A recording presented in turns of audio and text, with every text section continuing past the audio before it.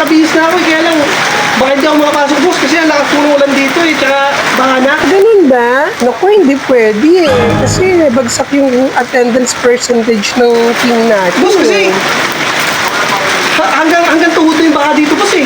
Ay, ganun. Kaya pa yan. Wala pa naman pala sa leg eh. Boss, kasi wala po akong masakyan talaga. Baka hindi ako makapasok. Subukan mong hindi pumasok. Wala kang schedule next week. Isang buong linggo. Ito, ganun ba? Sige po, OTW na, boss.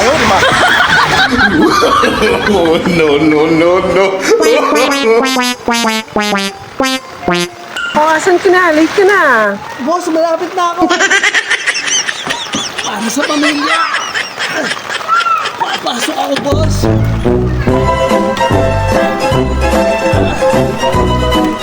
Boss, OTW.